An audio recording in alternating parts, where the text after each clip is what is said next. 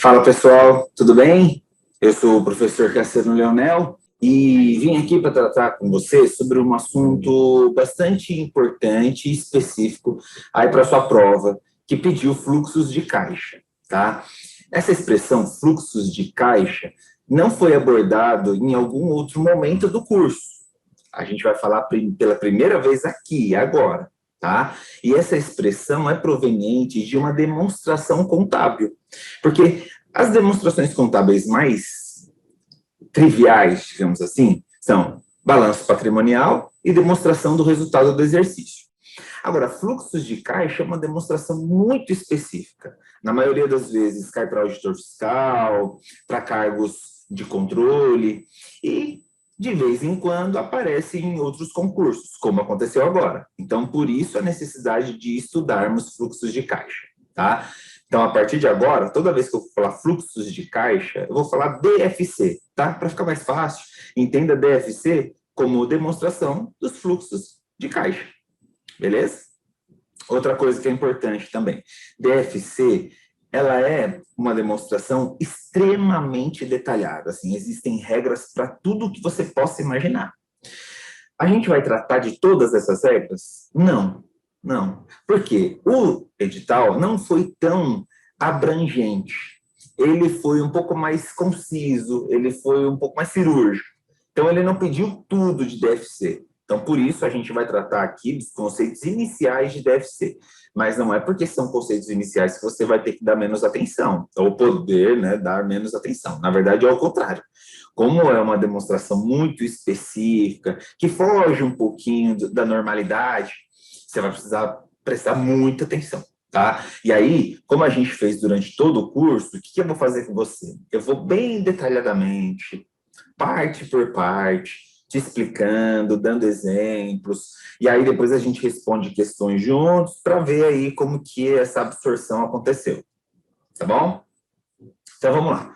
Primeiro de tudo é que a gente vai utilizar o material que está disponível para você na área do aluno, tá? Primeiro de tudo é o seguinte, a gente precisa entender o que é DFC, para que ela serve, como ela é feita. E entender o que é DFC, para que a gente consiga entender, eu preciso te dar um exemplo. Imagine o seguinte, imagine que eu tenho uma empresa e no meu caixa mesmo, onde a gente coloca dinheiro, o caixa da minha empresa tem R$ 1 bilhão. E tem o Joãozinho aqui. O João, nosso colega, também tem uma operação, também tem uma empresa. E o caixa da empresa do João é menor, tem R$ 100 mil, tá? A minha empresa tem um caixa de 1 bilhão e a do João tem um caixa de R$ 100 mil. Se a gente for parar para pensar no tamanho do caixa, do volume de dinheiro no caixa, talvez alguém pensaria, não, eu vou investir na empresa do Cassiano. Porque o caixa dele é muito maior. Ele tem muito mais dinheiro. Eu vou me dar mais bem, né? Eu vou me dar melhor com o Cassiano do que com o Joãozinho. Será? Será mesmo? E te faço essa pergunta pelo seguinte ponto. De onde veio esse meu dinheiro? Como eu consegui R$ 1 bilhão? Por isso a importância da DFC, porque a DFC vai nos ajudar a entender como esse caixa da minha empresa e da empresa do Joãozinho, como esse caixa foi construído, como esse montante, né, esse R$ 1 bilhão, como esse montante foi parar lá no caixa. Agora, continue imaginando aqui comigo. Imagine que esse R$ 1 bilhão que eu tenho no meu caixa foi porque eu tinha 7 unidades espalhadas pelo Brasil e fechei 6. 6 unidades eu fechei.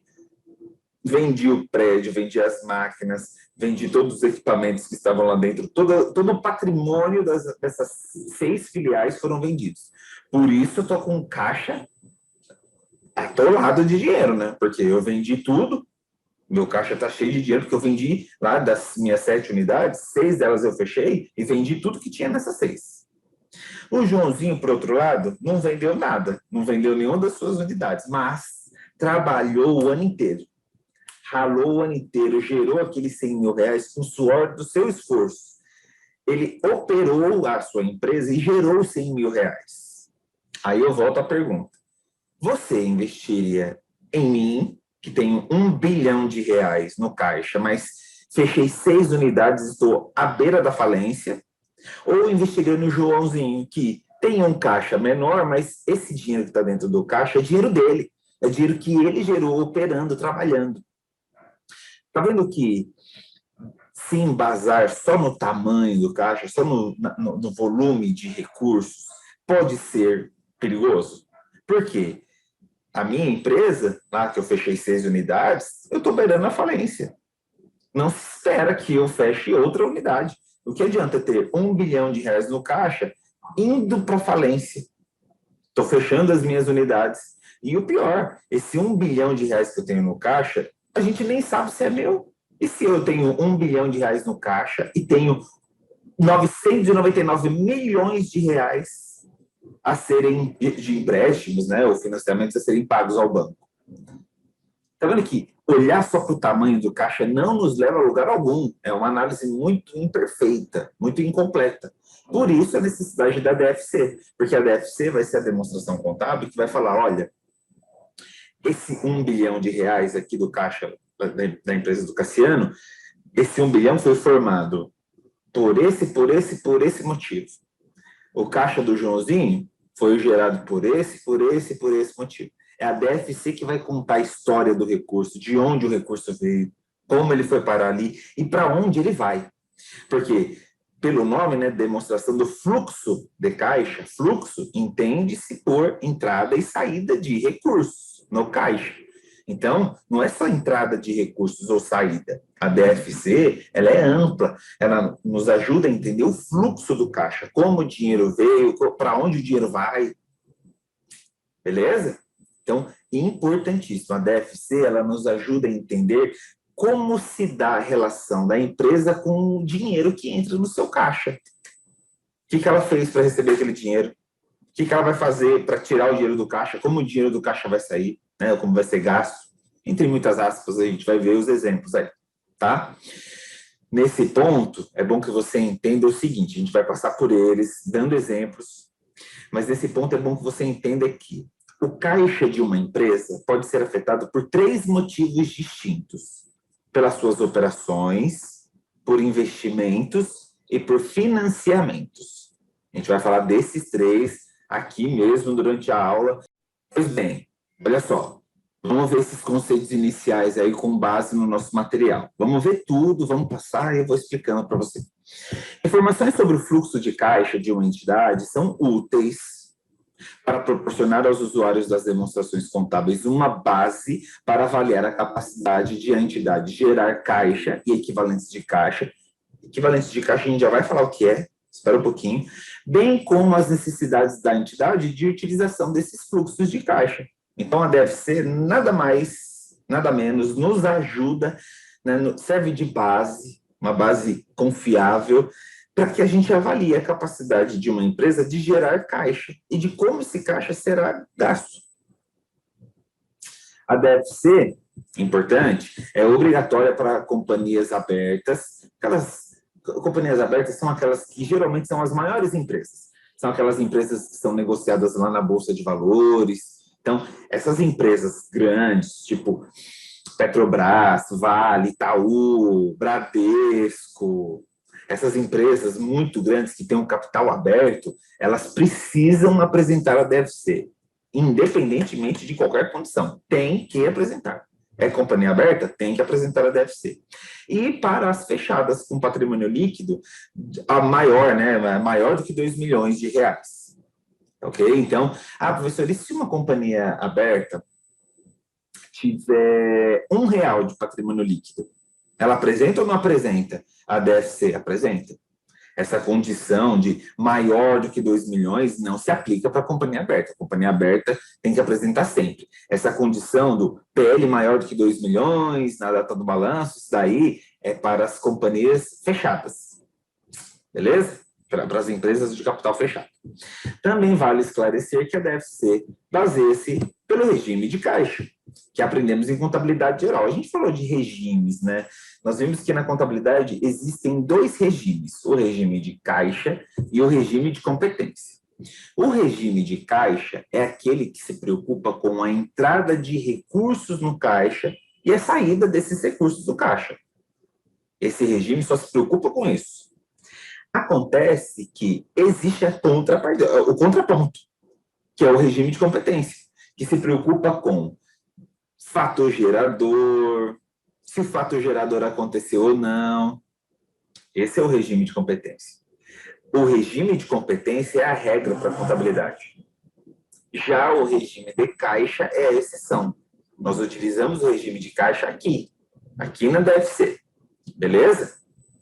Então tá. Então a gente segue. Se o examinador lá na hora da prova começar a vir com uma historinha, mas o regime de competência é importante porque dá base para a apuração da demonstração do fluxo de caixa, está errado. Não. Para que a DFC seja feita, elaborada, né, a gente se baseia no regime de caixa. Beleza? Vamos lá. Então, o que é caixa? Né? Porque é a demonstração do fluxo de caixa. O que se entende por caixa? Eu já te dei uma dica falando logo no começo, caixa é onde põe dinheiro. E é mesmo. Só que tem algumas outras definições aí para fins de DFC. Veja bem o que eu estou te falando. O que eu vou ler para você agora é aquilo que se entende para fins de DFC.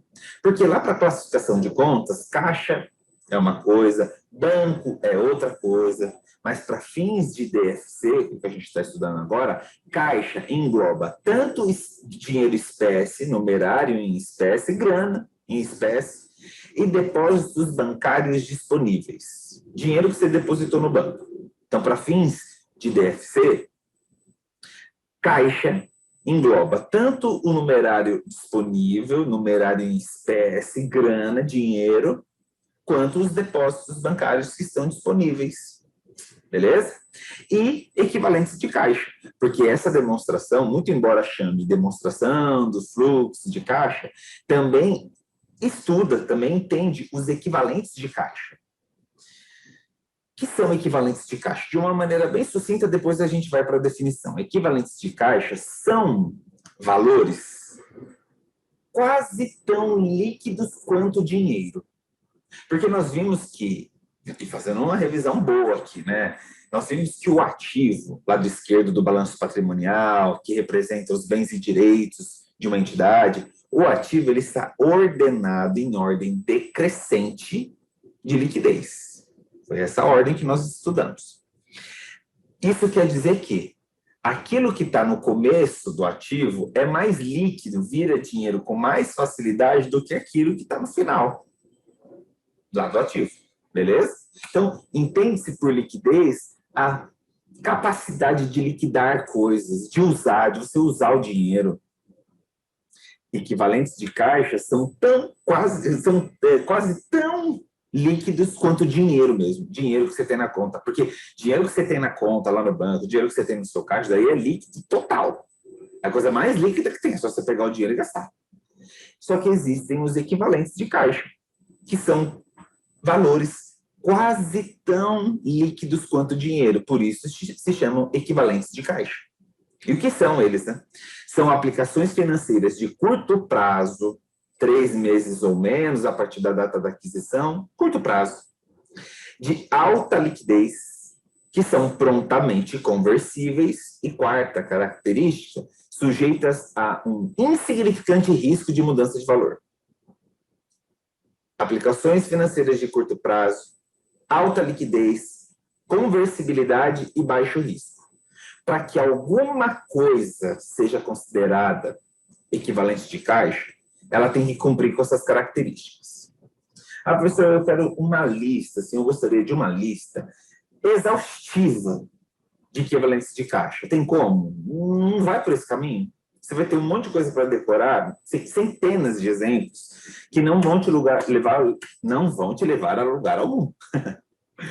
O que eu te sugiro é que você decore essas 4 características. Porque lá na hora da prova, o examinador pode falar para você o seguinte: Uma aplicação financeira XYZ do Banco Suíço ABC, protegido por ED e não sei o que, inventa uma coisa bem louca. Ai, meu Deus do céu, nunca ouvi falar disso. Aí você mantém a calma. De curto prazo,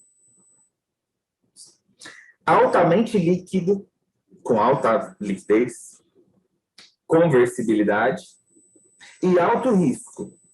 Pode ser considerado um equivalente de caixa. Não. Eu nem sei o que é esse investimento XYZ do Banco ABC Suíço, que não sei o que, protegido por ele, nem sei o que é isso. Mas ele disse que tem alto risco. E apresentar um alto risco nos impede de reconhecer esse item como equivalente de caixa. Para ser equivalente de caixa, tem que cumprir com essas 4 características concomitantemente. Beleza? Curto prazo, alta liquidez, conversibilidade e baixo risco.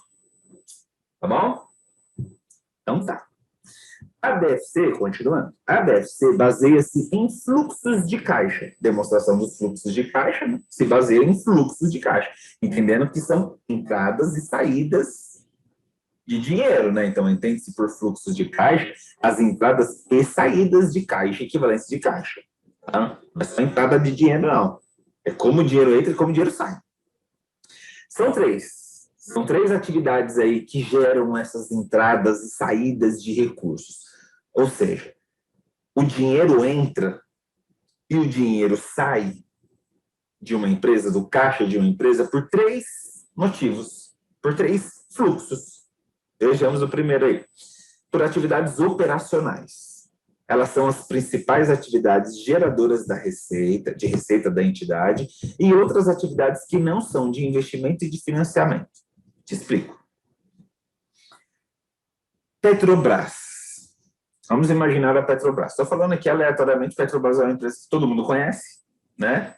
Petrobras. Quando a Petrobras vende o óleo refinado, concorda comigo? E vende à vista. Quando a Petrobras vende o óleo refinado à vista, você concorda comigo que entra dinheiro no caixa dela? Entra, né? Porque se ela vendeu alguma coisa, reconheceu uma receita à vista, entrou dinheiro no caixa, foi um depósito bancário, enfim. Aí o que o caixa lá da Petrobras vai fazer? Imagine que eu sou o caixa da Petrobras. Já entrou um montante de R$1 milhão aqui em mim, caixa. Aí eu vou perguntar, gente, mas por que vocês estão colocando R$1 milhão em mim, caixa da Petrobras? Aí o pessoal da contabilidade vai falar, caixa, olha, estamos colocando R$1 milhão em você porque nós vendemos óleo refinado. Aí vai, beleza, então tá bom. Então, tranquilo, eu sei que entrou esse montante de R$1 milhão em mim, motivado pelas atividades operacionais. Porque para Petrobras, vender óleo refinado é uma das suas principais atividades geradoras de receita. Entenda por operacionais aquelas atividades do dia a dia, o objeto usual da empresa, o porquê da empresa existir, tá? Então, atividades operacionais, elas se relacionam com essas principais atividades geradoras da receita de uma empresa e que não sejam de investimento nem financiamento. Porque nós vamos ver agora, mais uma vez, mas eu já te disse que a DFC,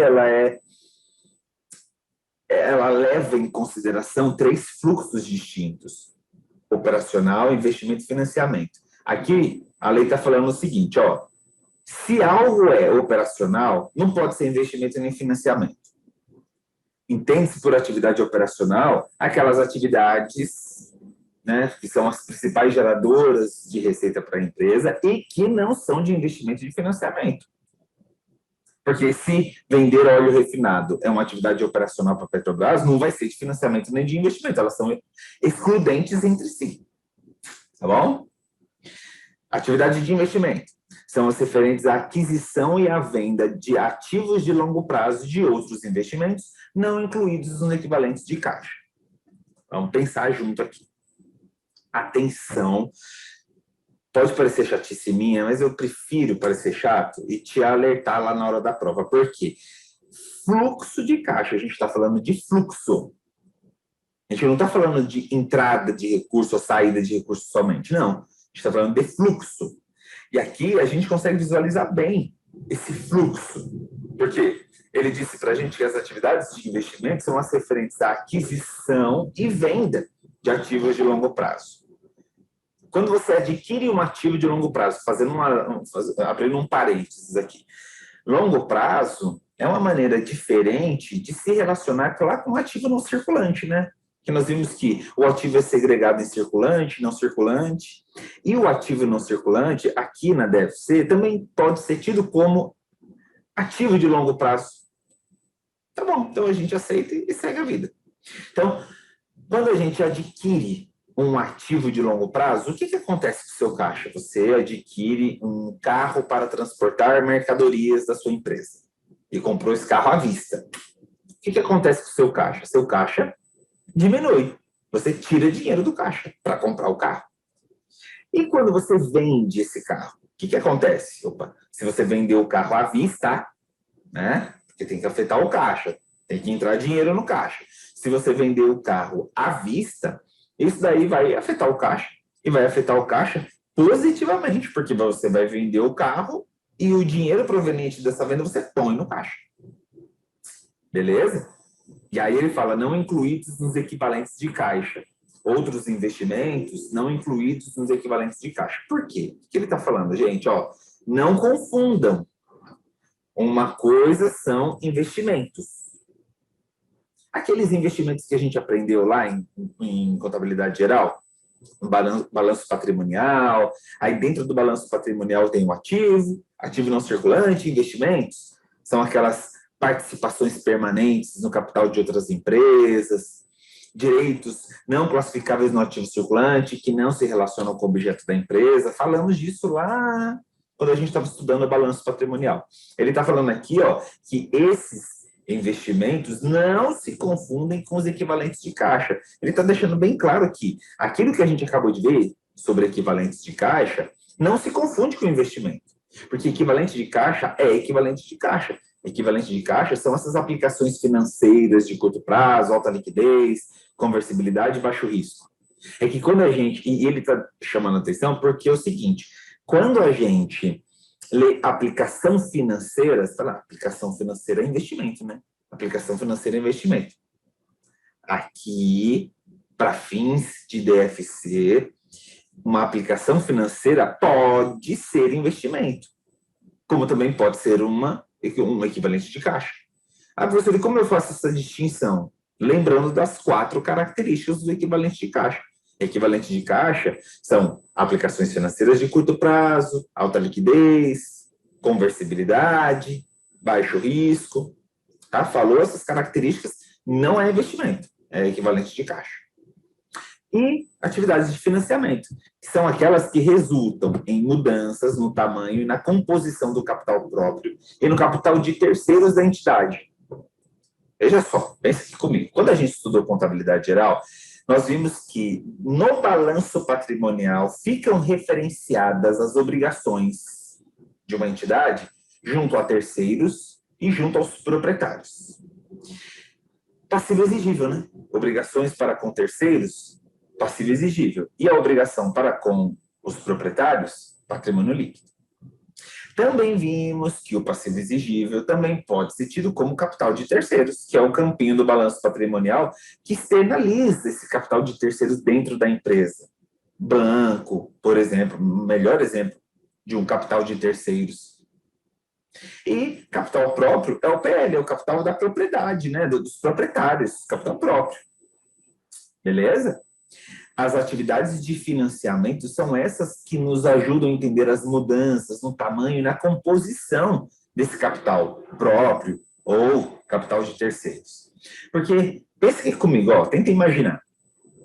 Estou aqui com a minha empresa, trabalhando, e aí eu, sei lá, por algum motivo, preciso de R$1 milhão. Eu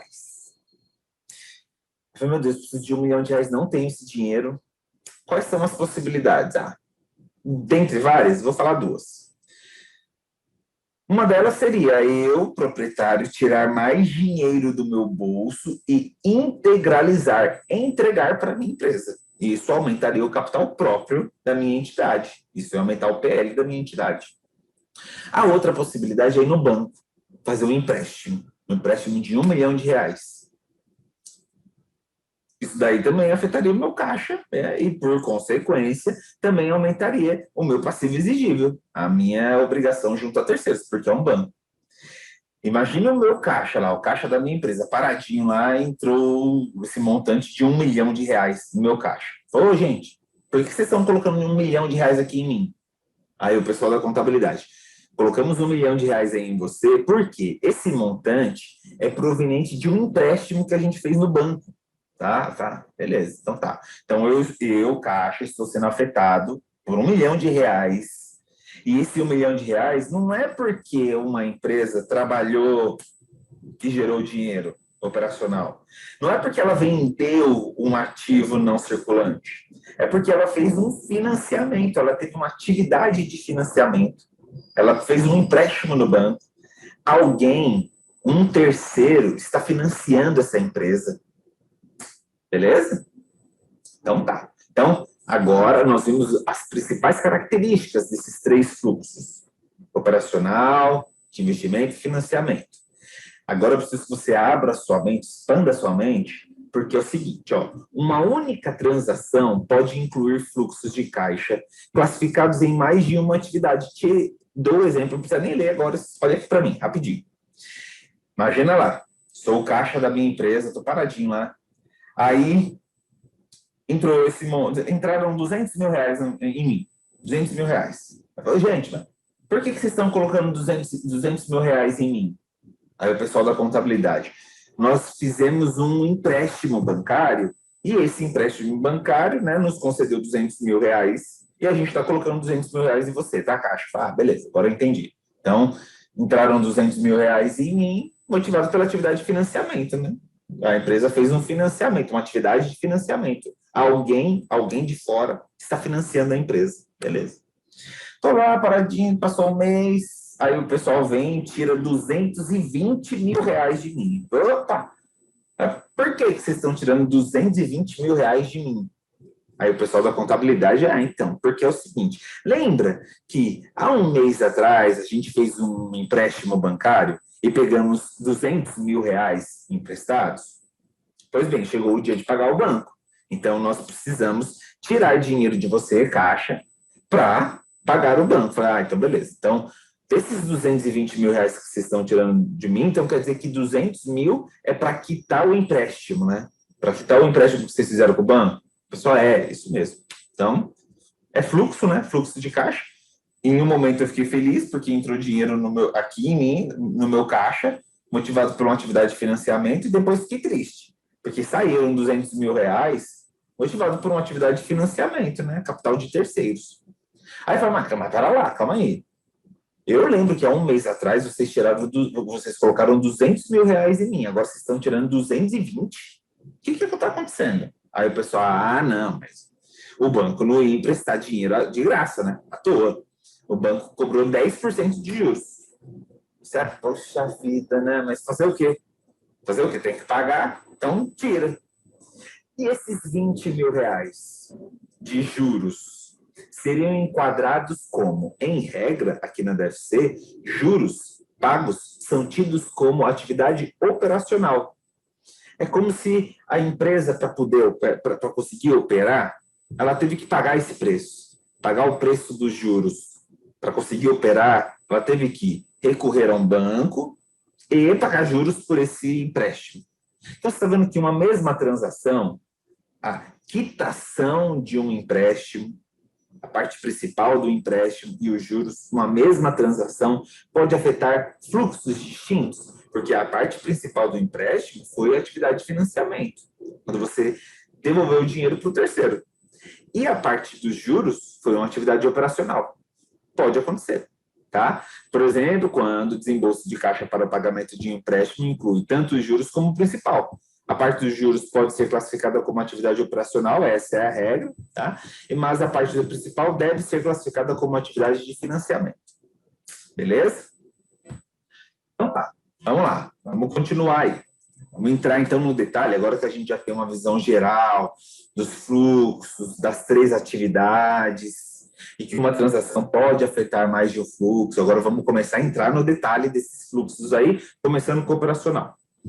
O montante dos fluxos de caixa advindos das atividades operacionais é um indicador-chave da extensão pela qual as operações da entidade têm gerado suficientes fluxos de caixa para amortizar empréstimos, manter a capacidade operacional da entidade, pagar dividendos e juros sobre capital próprio e fazer novos investimentos sem recorrer a fontes externas de financiamento. Traduzindo o que ele diz, o fluxo de caixa operacional é importantíssimo, é um indicador-chave para ver se a empresa consegue se manter sozinha. Porque não é saudável, pense comigo, não é saudável que uma empresa só consiga viver com base de empréstimo e financiamento. O ideal seria que a empresa conseguisse se virar sozinha, com base nas suas operações. Por isso que esse fluxo é importantíssimo, é um indicador-chave. Tá? As informações sobre os componentes específicos dos fluxos de caixa operacionais históricos são úteis, em conjunto com outras informações, na projeção de fluxos futuros de caixas operacionais. Traduzindo o que ele disse. Parece meio loucura, né? Quando lê assim, diretão, mas não é. Traduzindo o que ele disse, é o seguinte: quando você procede ao fluxo de caixa operacional e se utiliza de outras informações, é possível que você faça projeções para o futuro. Exemplo, Petrobras, de 2010 a 2020, gerou R$ 1 bilhão de caixa pela atividade operacional. Ela suou, trabalhou e gerou esse R$ 1 bilhão por ano, aí, em média, durante essa última década. Como será que vai ser a próxima década agora, na década de 20? Como será que vai ser? Ah, não sei, seja o que Deus quiser. Vamos viver. Quem viver, verá. Não. Dá para fazer uma projeção. Utiliza aquelas fontes de informação do passado, dados históricos, e se utiliza de outras informações também, né? De outras fontes de informações para fazer uma projeção. Se tudo ocorrer bem, se a economia se mantiver nesse nível de atividade, se forem encontrados mais poços, se a capacidade de extração do petróleo continuar na mesma, dá para fazer projeções. E a DFC também consegue mostrar para a gente como se dará a afetação do caixa pelas suas atividades operacionais. Tá? Os fluxos de caixa advindos das atividades operacionais são basicamente derivados das principais atividades geradoras de receita da entidade. Portanto, eles geralmente geram. Vou falar de novo. Portanto, eles geralmente resultam de transações e de outros eventos que entram na apuração do lucro líquido ou prejuízo. Tá bom? Principais atividades geradoras de receita da empresa. Professor, mas não teve um lugar que a gente viu receita, não? Teve, DRE. A gente estudou. DRE, que começa lá com o faturamento bruto e vai baixando até o lucro líquido. O que ele está falando aqui é que, muito provavelmente, as informações que a gente vai utilizar aqui no fluxo de caixa operacional são aquelas provenientes dessas operações, né? Geradoras de receita, foram levadas em consideração na apuração do lucro líquido, o prejuízo. Tá bom? Vamos lá, exemplos de fluxos de caixa que decorrem das atividades operacionais são, aqui vai ter que ter uma boa capacidade de memorização, tá? Vamos lá. Recebimento de caixa pela venda de mercadorias e pela prestação de serviços. Principal atividade de receita, de geração de receita da empresa, né? Vender mercadoria, prestar serviços. Recebimento de caixa decorrentes de royalties, honorários, comissões, outras receitas variadas. Entraram receitas no caixa por royalties, honorários, comissões, outras receitas, operacional. Terceiro, pagamento de caixa a fornecedores de mercadorias e serviços. Toma cuidado, que a gente está falando de fluxo de caixa. Os dois primeiros casos eram entrada de recursos no caixa, né? Vender mercadoria, prestar serviços, receber royalties, comissão, honorário, outras receitas, recebimento. Agora a gente começou a falar da saída também, né? Pagamento a fornecedores. Quando você tira o dinheiro do seu caixa e paga fornecedor, por que você paga fornecedor? Para operar. para sobreviver, para viver, né? Para trabalhar. Assim como empregados. Pagamento de caixa a empregados ou por conta de empregados também. Você tira dinheiro para pagar os seus empregados, por que você está tirando? Ah, porque eu preciso operar. Sem os empregados, a empresa não funciona. Quinto exemplo. Recebimentos e pagamentos de caixa por seguradora de prêmio e sinistros, anuidades e outros benefícios da apólice. Resumidamente, falou de seguros, qualquer operação relacionada a seguros aqui em DFC é operacional. Falou qualquer coisa, seguradora de prêmio, sinistro, apólice, falou qualquer coisa de seguro em DFC, já põe em atividade operacional, tá? Outro, pagamentos ou restituição de caixa de impostos sobre a renda, IR, a menos que possam ser especificamente identificados como as atividades de financiamento ou de investimento. Te explico. Imagine lá, todo ano você tem a declaração do imposto de renda, e aí vamos imaginar que a empresa também tem, né? Vamos imaginar que a empresa tenha lá R$100.000 para restituir do imposto de renda. R$100.000 de restituição do IR. Quando essa restituição de fato ocorrer, quando a restituição virar dinheiro e a empresa colocar no caixa, virar dinheiro de uma maneira bem simplista, né? Se transformar em recursos e serem inseridos no caixa. Isso daí, para a DFC, é uma atividade operacional, a não ser que essa restituição do imposto de renda esteja atrelada a alguma atividade de investimento ou alguma atividade de financiamento. Tá? Então, uma restituição ou pagamento de IR só é operacional se não estiver atrelado a uma atividade de investimento ou atividade de financiamento. Tá? E a última, e a próxima, recebimentos e pagamentos de caixa de contratos mantidos para negociação imediata ou disponíveis para venda futura. Nossa, professor, eu nem sei o que é um contrato mantido para negociação imediata. E disponível para venda futura também nem sei. Nem saberemos, porque não está no seu edital. A gente não vai ficar gastando aqui, né, memória, espaço na nossa memória, com coisas que não estão no seu edital. O que eu faria se eu fosse você, decora. Lá na hora da prova, se o examinador falar assim, recebimentos devidos a contratos mantidos para negociação imediata são classificados para fins de DFC nas atividades de investimentos. Opa, calma aí, não, eu nem sei o que é um contrato mantido para negociação imediata, mas eu lembro que o professor falou para eu decorar. E eu decorei, e está dentro das atividades operacionais, não é investimento não, errado. Aí você acerta, tá? Beleza. Seguindo, fluxo de caixa de investimentos. Entramos no detalhe lá do operacional, vamos entrar agora no de investimento. A divulgação em separado, né, separadamente, dos fluxos de caixa advindo das atividades de investimento é importante em função de tais fluxos de caixa representarem a extensão em que os dispêndios, né, os gastos de recursos, são feitos pela entidade com a finalidade de gerar lucros e fluxos de caixa no futuro. Ué, mas traduzindo o que ele disse, né, por que é importante saber o quanto a empresa tira de dinheiro do caixa para comprar ativo não circulante? É importante porque, imagine só, a Petrobras está zerada, não tem nada no caixa, zerada.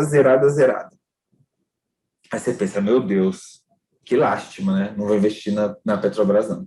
Não tem R$1 no caixa, não vou investir, não. Mas e se ela tivesse pego todo esse dinheiro que estava no caixa um dia e comprou um monte de coisa nova, um monte de equipamento, expandiu as suas operações, ela está rapada de dinheiro no caixa. Só que ela investiu tudo, comprou um monte de ativo não circulante.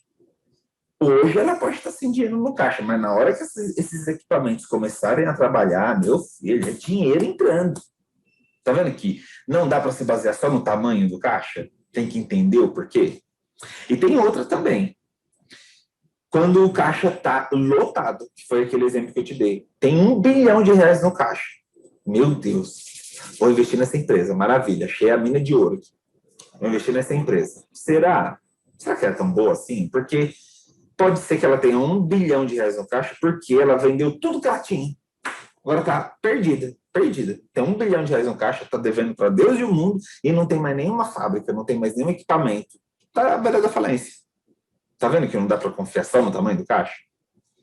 Atividades de investimento são as referentes à aquisição e venda de ativos de longo prazo e de outros investimentos não incluídos no equivalente de caixa, já falamos disso. Somente desembolsos que resultam em ativo reconhecido nas demonstrações contábeis são passíveis de classificação como atividade de financiamento.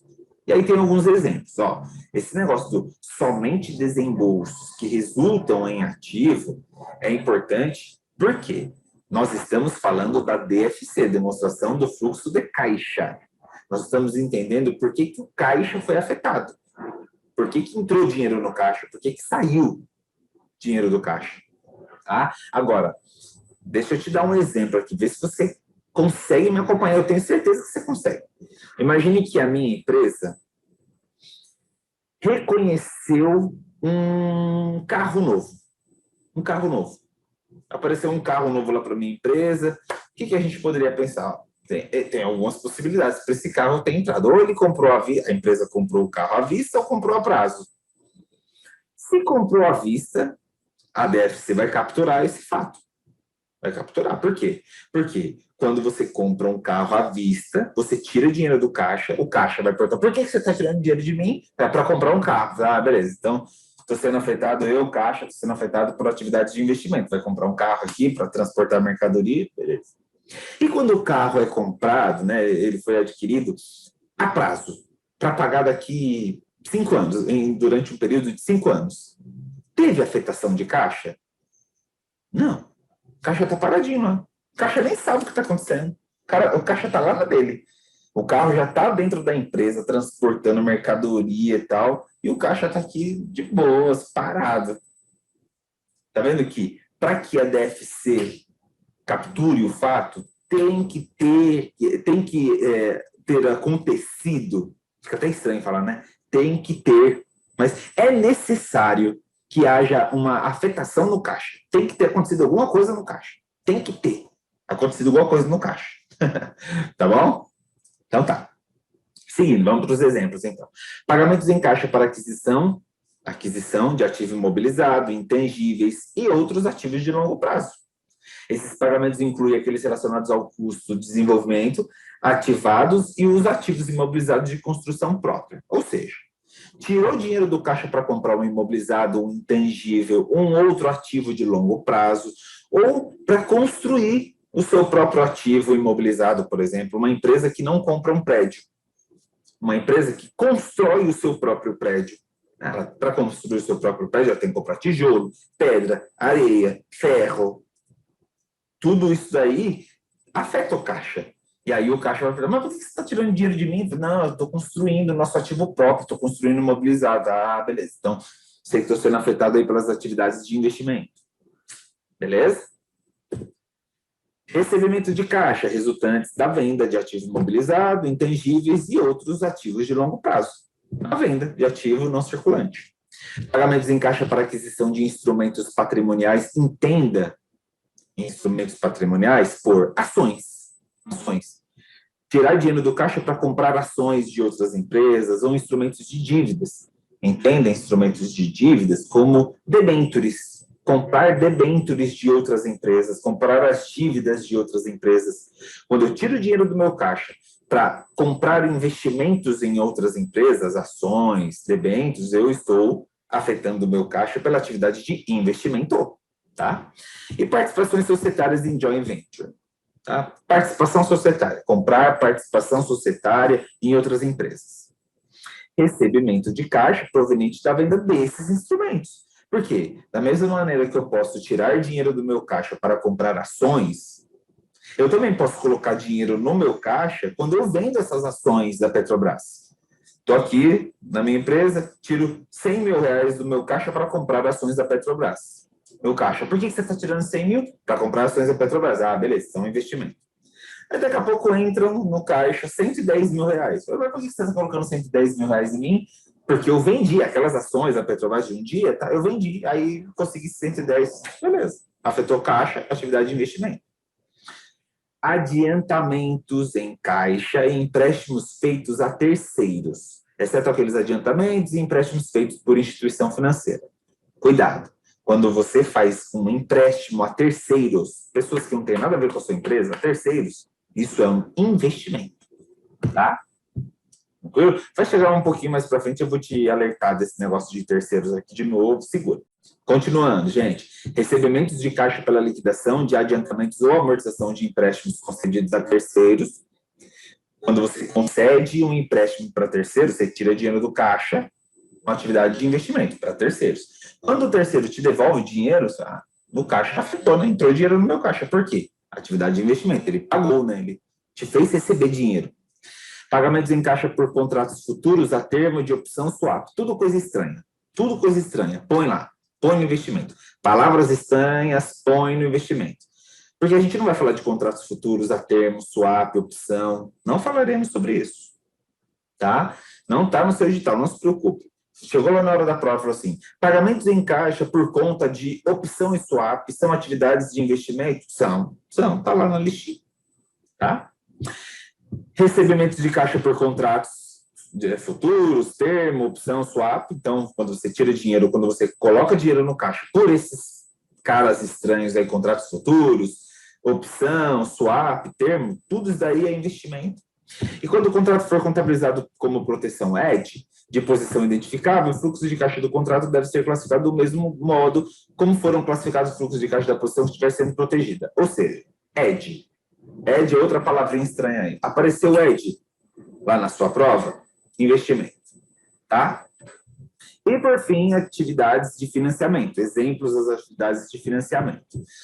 A divulgação separada dos fluxos de caixa advindos das atividades de financiamento é importante, por ser útil na predição de exigências de fluxos futuros de caixa por parte de fornecedores de capital à entidade. É importante você saber como uma empresa monta o seu capital. Será que ela opera só com PL, só com capital próprio? Será que a empresa tem um monte de dívida no passivo exigível, um monte de exigibilidade? Será que está, né, bem separadinho, né, tá equivalente? A gente precisa entender, né, para tomar decisões, e aí isso daí ajuda até em predição no sentido de entender o futuro. Assim como o operacional também dá, né? Atividades de financiamento são aquelas que resultam em mudanças no tamanho e na composição do capital próprio, PL, e no capital de terceiros, passivo exigível, da entidade. Exemplos. Caixa recebido pela emissão de ações ou outros instrumentos patrimoniais. Cuidado, ó.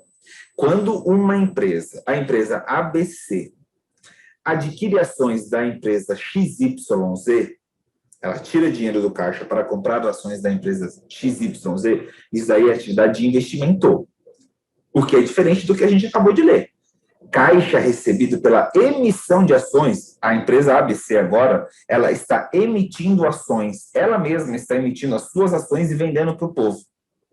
Quando o povo compra as ações da empresa ABC, ela está sendo financiada.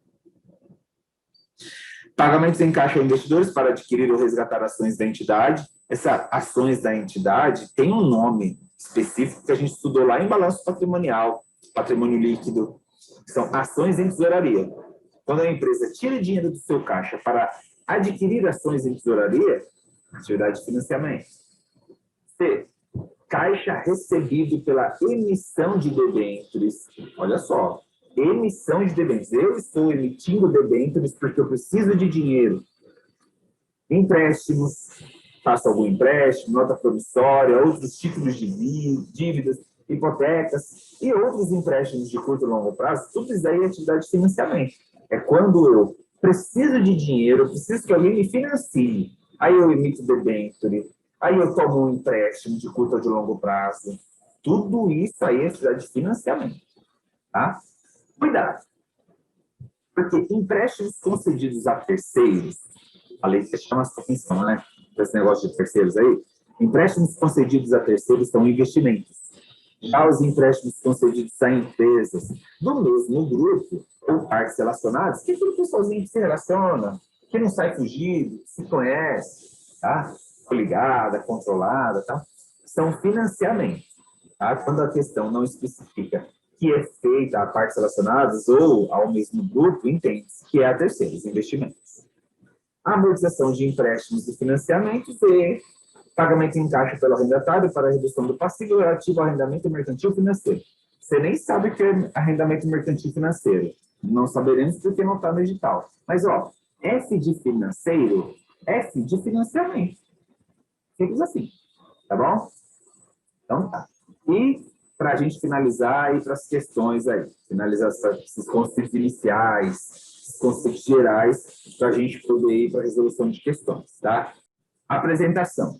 A entidade deve apresentar os fluxos de caixa das atividades usando alternativamente, ou seja, a empresa, para fazer a DFC, para elaborar a DFC, para apresentar, né, a DFC, ela pode se utilizar de dois métodos.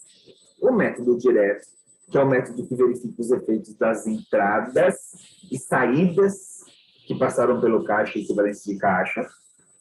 Entende? O que entrou, o que saiu do caixa pelas atividades, especificamente, e método indireto, também conhecido por método da reconciliação, pois ele parte do lucro líquido, ajustando o lucro líquido, verificamos os efeitos das atividades sobre ele. São duas maneiras de se fazer a DFC, método direto, método indireto. Como são conceitos iniciais, como são conceitos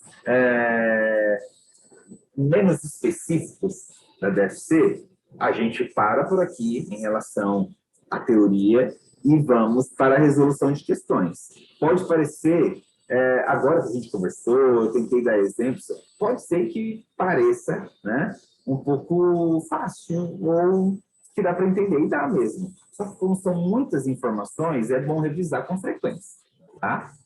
Vamos ver essa primeira questão aí, ó, como pode cair na nossa prova. Se cair, você não vai perder. Durante o ano de 2012, a Companhia Desenvolvida S.A. adquiriu ações de sua própria emissão. Opa, ações em tesouraria. Quando a empresa tira dinheiro do caixa para adquirir ações em tesouraria, ações de sua própria emissão, o que é isso? Pagou fornecedores de matéria-prima. Pagar fornecedores. Tirou dinheiro do caixa para pagar fornecedores. E pagou 3 prestações de um arrendamento mercantil financeiro. Nem sei o que é financeiro, arrendamento mercantil financeiro, mas F de financeiro. Referentes à aquisição de uma máquina.